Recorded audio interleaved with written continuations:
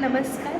मी कुमारी साक्षी शिंदे, वावेतर्फेखेड जांभूळवाडी, तालुका खेड, जिल्हा रत्नागिरी, महाराष्ट्र राज्याची रहिवासी असून 75व्या भारतीय संविधानाच्या अमृत महोत्सवा दिनानिमित्त घेण्यात आलेल्या ऑनलाईन राष्ट्रीय वक्तृत्व स्पर्धेमध्ये सहभागी होऊन मला विशेष आनंद होतो आहे. आजच्या माझ्या स्पर्धेचा विषय आहे भारतीय संविधान आणि आजची परिस्थिती.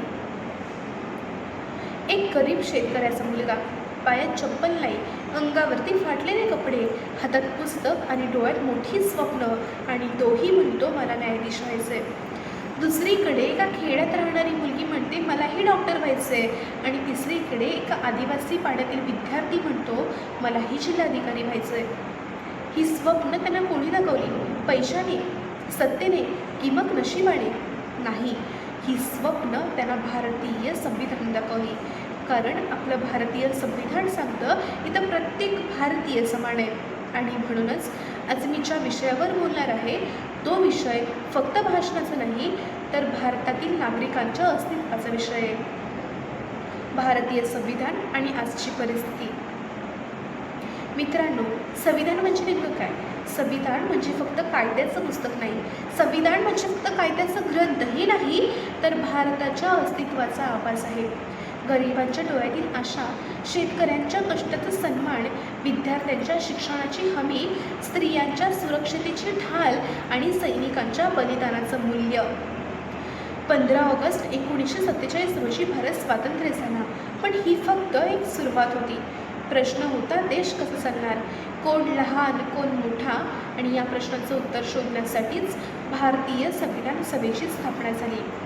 2 वर्ष, 11 महिने, 18 दिवस, असंख्य चर्चा, मतभेद, विचारमंथन, आणि मग जन्म झाला भारतीय संविधानाचा. 26 नोव्हेंबर 1949 रोजी ते स्वीकारण्यात आले, आणि 26 जानेवारी 1950 रोजी भारताने जगाला सांगितलं आता आम्ही लोकशाही आहोत. डॉक्टर बाबासाहेब आंबेडकर हे फक्त शिल्पकारच नाही, तर विचारांचा दीपस्तंभ आहेत.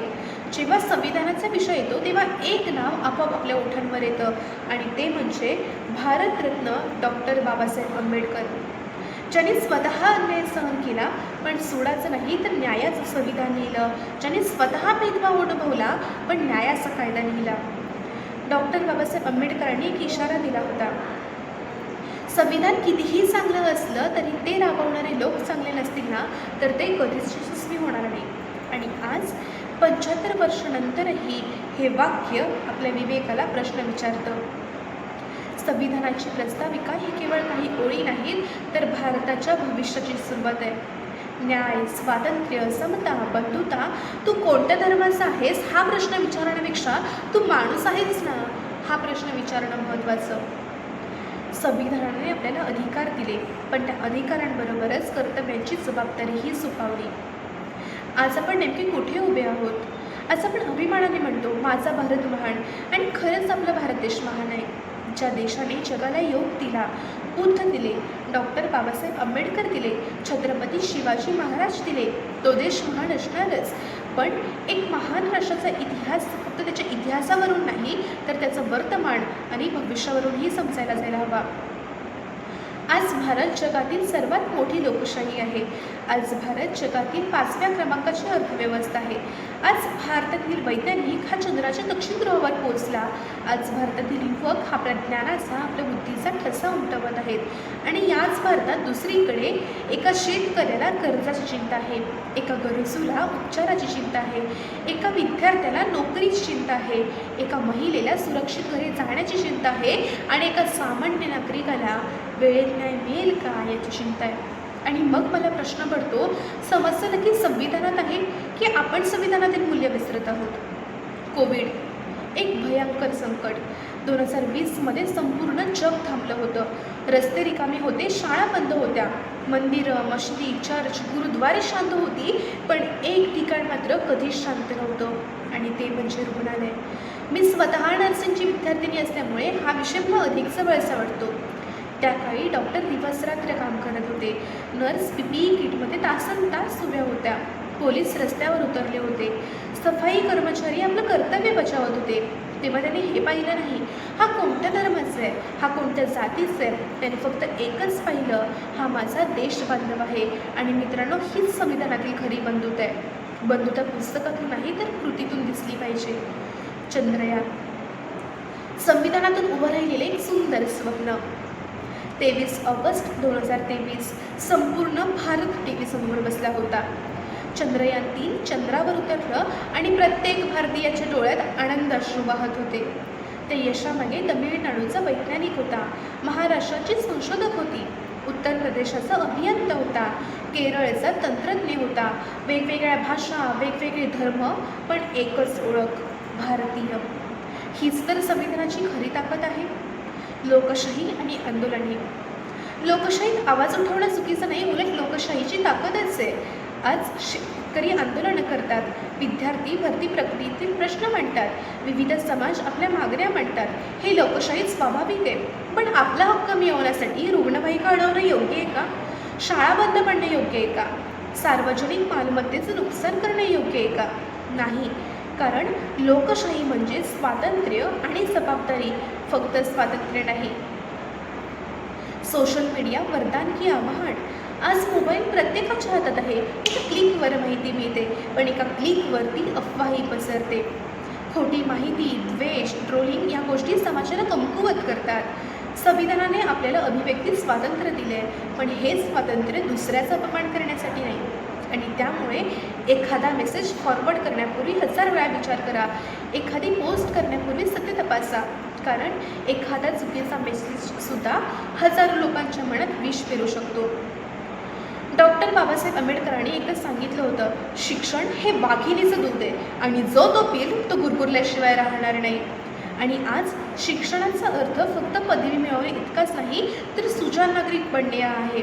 पदवी मिळवणारे लाखो असतात, पण मूल्य जपणारे फार थोडे असतात. महात्मा ज्योतिबा फुले आणि शाहू महाराजांचं एक स्वप्न होतं. महात्मा ज्योतिबा फुले यांनी शिक्षणाचा प्रवाह प्रत्येकापर्यंत पोहोचवण्यासाठी आयुष्य घालवले. सावित्रीबाई फुले यांनी समाजाचा विरोध सहन करत मुलींना शिक्षण दिले. शाहू महाराजांनी समाजाच्या न्यायाची वाट मोकळी करून दिली. आणि डॉक्टर बाबासाहेब आंबेडकरांनी आपल्या विचारांना संविधानात स्थान दिले. आणि त्यामुळेच संविधान हा फक्त एका व्यक्तीचा विचार नाही, तर असंख्य महापुरुषांच्या पराक्रमाचा परिणाम आहे. मित्रांनो, संविधानातील कायदे आपल्याला आठवण करून देतात. कायदा 14 आपल्याला अभिमानाने जगण्याचं शिकवतो. कायदा 19 आपल्याला अभिव्यक्ती स्वातंत्र्य देते, पण ते स्वातंत्र्य दुसऱ्याचा अपमान करण्यासाठी नाही. कायदा 21 आपल्याला अभिमानाने जगण्याचं शिकवते. एखाद्या गरजूवर अन्याय झाला, एखाद्या महिलेवर अन्याय झाला, एखाद्या मुलाला शिक्षण नाकारलं गेलं, तर तो प्रश्न त्या व्यक्तीचा राहत नाही, तर तो प्रश्न संविधानाचा बनतो. मित्रांनो, आज आपल्या देशाला सर्वात जास्त धोका कोणापासून आहे? बाहेरील शत्रूंपासून की आपल्या मनात वाढणाऱ्या द्वेषापासून? आणि त्यामुळेच आज गरज आहे जात विसरण्याची, धर्म विसरण्याची नाही, धर्माचा आदर करत माणुसकीला सर्वोच्च स्थान देण्याची. कारण भारत हा विविधतेत एकता मांडणारा देश आहे. मला या व्यासपीठावरून एक प्रश्न मांडावासा वाटतो. आपण संविधान दिन वर्षातून एकदा साजरा करतो, पण संविधानाची प्रास्ताविका पूर्णपणे वाचली आहे का? आपण आपल्या अधिकारांबद्दल बोलतो, पण आपल्या अधिकारांबरोबरच आपले कर्तव्य पार पाडतो का? तिसरा आणि सगळ्यात महत्त्वाचा प्रश्न, आपण आपल्या मुलांना शिकण्याचं शिकवतो, पण आपल्या मुलांना एक चांगला माणूस होण्याचंही शिकवतो का? जेव्हा या प्रश्नांची उत्तरं मला वाटतं आपल्याला मिळतील ना, तेव्हा खऱ्या अर्थानं आपलं संविधान जगासमोर येईल. शेवटी एकच सांगून माझे शब्द थांबवते. संविधान हे फक्त कोऱ्या कागदावर लिहिलेले शब्द नाहीत, तर शहीदांच्या रक्ताने लिहिलेलं भारताचं भविष्य आहे.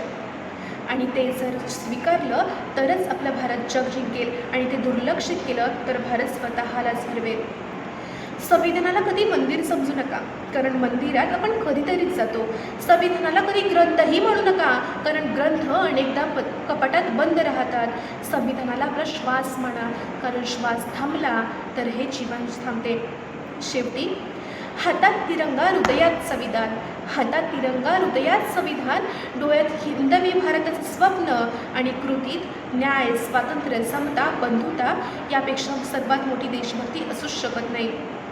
चला आपण आपलं संविधान वाचूया, आपलं संविधान जपूया आणि सगळ्यात महत्त्वाचं म्हणजे आपण आपलं संविधान समजून घेऊया. धन्यवाद. जय हिंद, जय महाराष्ट्र, जय संविधान.